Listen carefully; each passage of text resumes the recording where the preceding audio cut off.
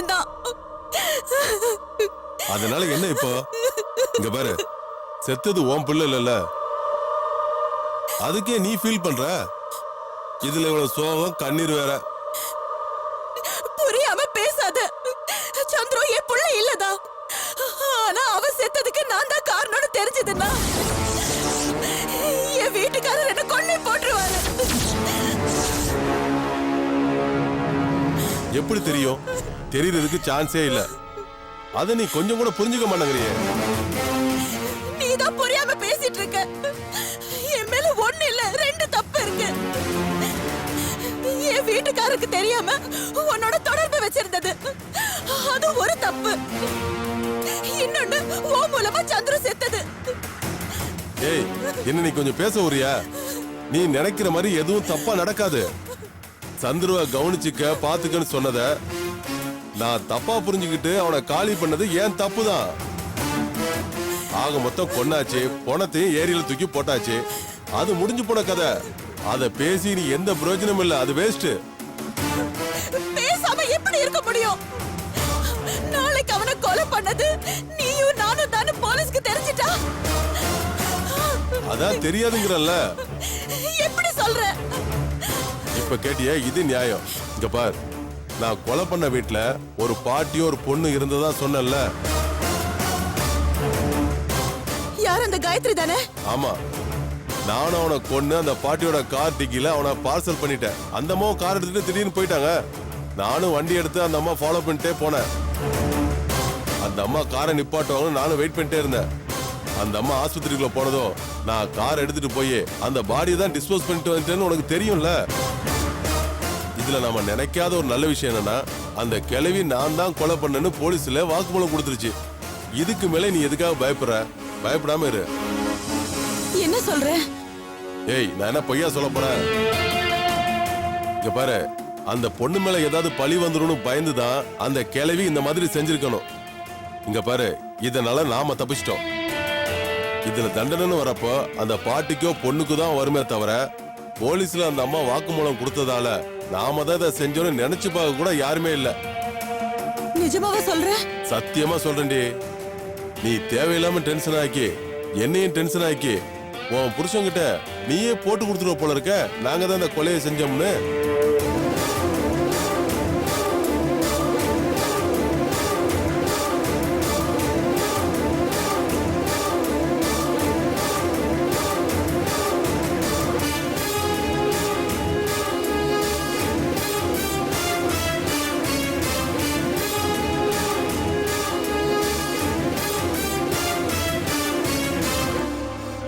நடந்தது என்னன்னு தெரியாம என் மேல கோவப்படுறிய?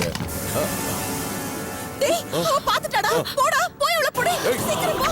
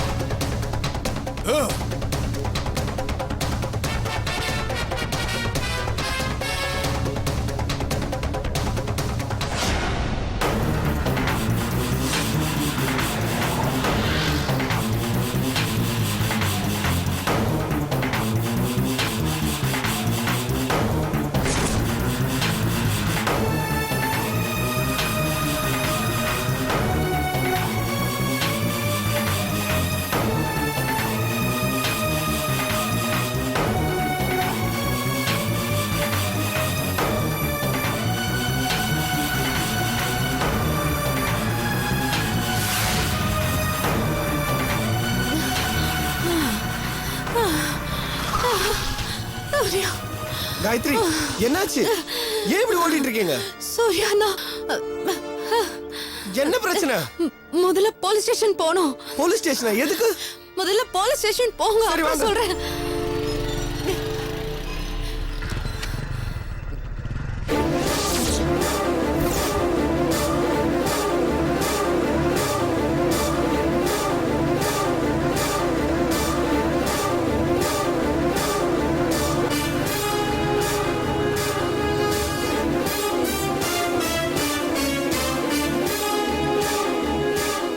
என்னம்மா ஃபாஸ்டா போயிட்டு இருக்க? என்னம்மா நில்லுமா.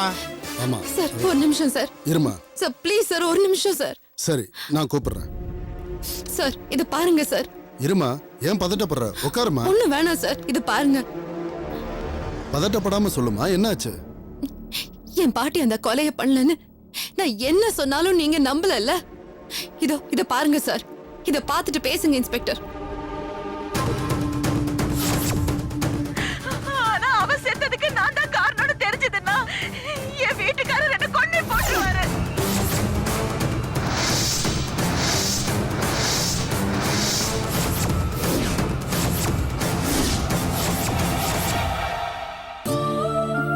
பேசுங்க சார், இப்போ பேசுங்க. என்ன சொல்லணுமோ சொல்லுங்க. என் பாட்டி தான் கொலைய பண்ணாங்கன்னு இப்பவும் சொல்ல போறீங்களா? எங்க சொல்லுங்க பார்க்கலாம். சராசரி மனுஷங்களுக்கு இருக்கிற மனசாட்சியை விட காக்கி சட்டை போட்டவங்களுக்கு கால் பங்கு அதிகமா இருக்கும்னு என் பாட்டி சொல்லுவாங்க. அது உண்மைதான்னு இப்போ நிரூபிச்சு காட்டுங்க. ஆதாரம் இல்லாத குற்றச்சாட்டுல மாட்டிக்கிட்டு எங்க என் வாழ்க்கை வீணா போயிடுமோன்னு பழிய தூக்கி தாமேல போட்டுக்கிட்டாங்க சார்.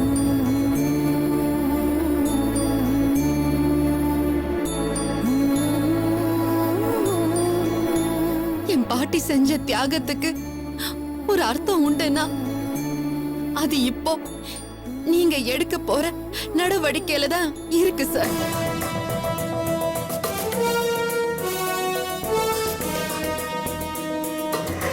சார் இது எங்க நடந்துச்சு, எப்படி நடந்துச்சு, எப்படி கிடைச்சதுன்னு இப்ப எங்கள்கிட்ட கேட்காதீங்க சார். எல்லாம் நானே உங்கள்ட்ட டீட்டெயிலா அப்புறமா சொல்றேன். இப்போ உடனடியா கிளம்பினா நல்லா இருக்கும். அப்புறம் உங்க இஷ்டம் சார். Constable sir. வண்டி ரெடி பண்ண சொல்லு. Okay sir. ஏட்டு இந்த ஃபைல் எடுத்துட்டு என் கூட வாங்க. Yes sir. வாங்க.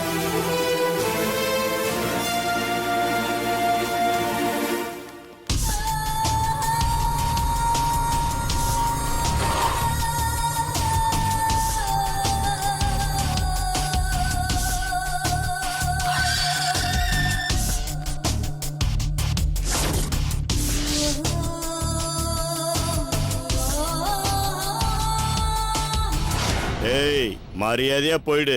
இன்னொரு தடவை இந்த வீட்டுக்குள்ள காலடி எடுத்து வச்ச கால் இருக்காது. இப்ப எதுக்கு நீங்க இவ்வளவு டென்ஷன் ஆகுறீங்க? நான் வீட்டுக்குள்ள வரேன்னு சொல்லவே இல்லையே. அப்புறம் எதுக்குடா இங்க நிக்கிற? ஹலோ, நான் நின்னுகிட்டு இருக்கிறது கார்ப்பரேஷன் போட்ட ரோட்ல. இந்த நாட்டுல ஓட்டு போடுற உரிமை உள்ள, ரேஷன் கார்டு உள்ள ஒவ்வொருத்தனுக்கும் இந்த ரோட்ல நிக்க உரிமை இருக்கு. அவ்வளவு ஏன் உங்களுக்கு கூட உரிமை இருக்கு. வாங்க பக்கத்துல நில்லுங்க. வேணாண்டா, உதப்பட்டு சாகாத, ஓடி போயிரு. ஓ அப்படியா? பாத்துடலாம்.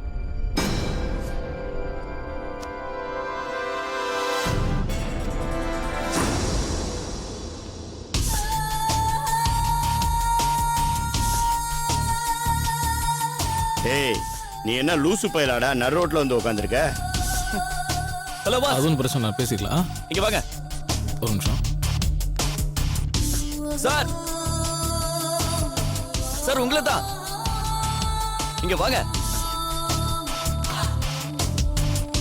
பாஸ். நீங்களும் வாங்க. அண்ணே நீங்க வாங்கண்ணே. பிரதர் வாங்க. அட வாங்க பிரதர்.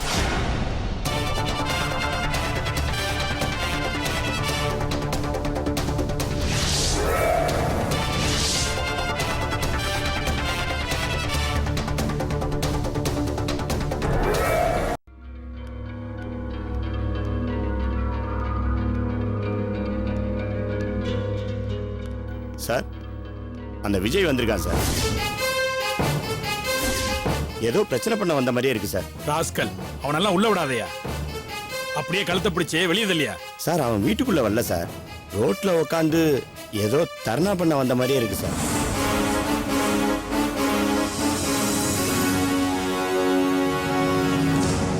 இங்க பாரு, நீ என்ன பண்ணுவே ஏது பண்ணுவே எனக்கு தெரியாது. இன்னும் 2 நிமிஷம் கூட அவன் இங்க இருக்க கூடாது.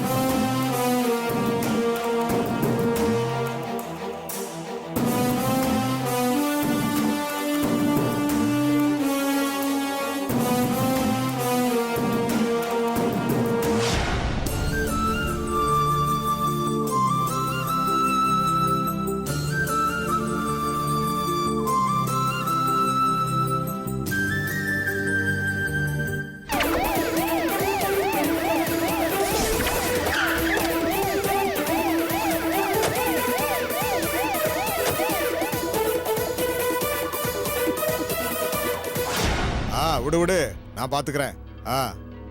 கோர்ட்டுக்கு கேஸ் வரட்டும். ஆமா, நான் பாத்துக்கிறத. அப்ப தெரியும் நான் யாருன்னு.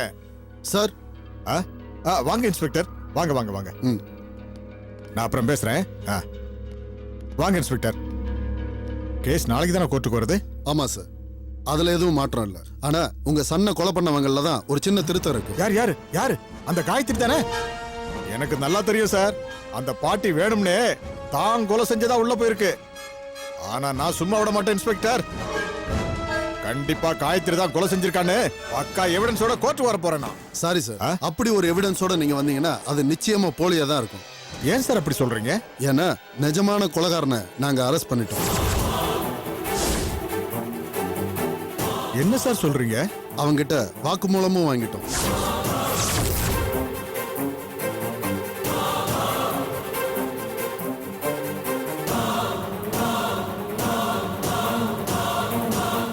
Yes sir.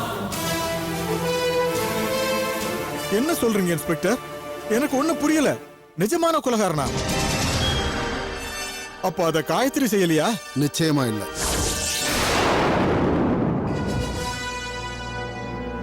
டேய், நீ இன்னும் போலியாடா? பாத்தீங்களா பாத்தீங்களா, நான் சொல்ல இப்படிதாங்க ஒரு மாப்பிள்ளையாவா நடத்துறாங்க. மாட்டை கூட கோமாதான்னு கையெடுத்து கும்பிடுற கூட்டம் நம்ம கூட்டம். ஆனா இவங்க மாப்பிள்ளைய மாட்டை விட கேவலமா பாக்குறாங்க. எனக்கு என்ன பத்தி கூட கவலை இல்லைங்க. எப்படியாவது என் வைஃபை மீட்டு கொடுத்தீங்கன்னா எனக்கு அது போதும். ஏய், என்னையா எல்லாம் நின்னு வேடிக்கை பார்த்துட்டு இருக்கீங்க? போங்கயா. இது யார் வீடுன்னு தெரியும்ல? போங்கயா. போலீஸ் வந்துகிட்டு இருக்கு. இல்ல போகாதீங்க, கொஞ்ச நேரம் இருங்க. நீங்க எல்லாருமே எஸ்டாப்லிஷ் ஆயிடுவீங்க. கொஞ்ச நேரம் இருங்க. ஏய், மரியாதையா எந்திரிச்சு ஓடி போயிரு. இல்ல இங்க நடக்கிறதே வேற. இன்னொரு முறை சொல்லுங்க. இப்ப நீங்க சொன்னீங்களே, இதையே 2 நிமிஷம் கழிச்சு சொன்னீங்கன்னா ரொம்ப நல்லா இருக்கும். புரியல? மீடியா இப்ப இங்க வரப்போகுதுன்னு சொன்னேன். எல்லா டிவி சேனலுக்கும் சொல்லிருக்கேன். இங்கிலீஷ் சேனல்ஸ் முதற்கொண்டு எம்பி ஆச்சே, டெல்லி வரைக்கும் நார வேண்டாம். அப்புறம் FM radio, internet, magazine, social நெட்வொர்க்னு எல்லாத்துக்கும் மேட்டர் கன்வே பண்ணிட்டேன். எல்லா ஆந்திவே வந்துகிட்டு இருக்காங்க. எம்பி எனக்கு பண்ண துரோகத்தை இந்த உலகத்துக்கு தெரியப்படுத்துறதுன்னு முடிவு பண்ணிட்டேன்.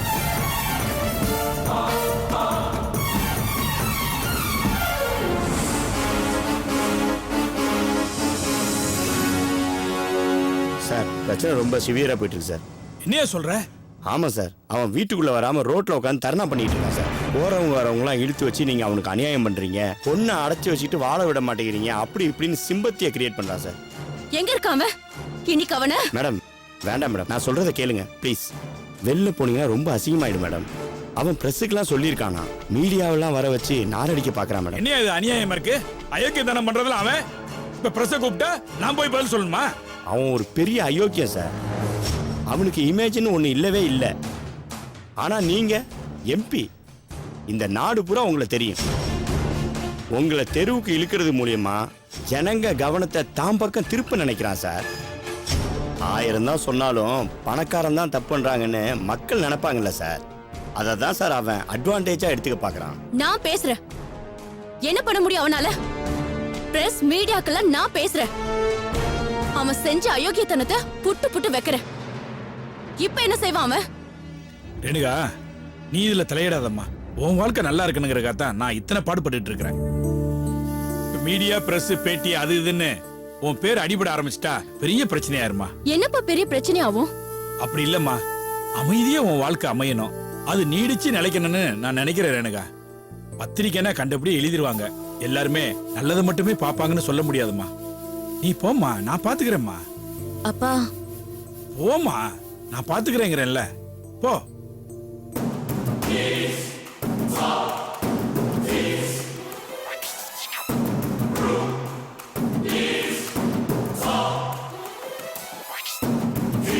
யோ, என்ன பண்றது இப்ப? சார் பிரஸ் இன்னும் வரல சார். நான் அவனை உள்ள தூக்கிட்டு வந்து 4 சாத்து சாத்தி கட்டி போட்டுறேன் சார். வேற வினையே வேணாயா, அப்புறம் நம்ம பக்கம் இருக்கிற நியாயத்துக்கு மதிப்பே இல்லாம போயிடும். நீ ஒண்ணு பண்ணு, அவங்கிட்ட போய் சமாதானமா போயிடலான்னு சொல்லு. சார் நான் சொல்றத கேளியா.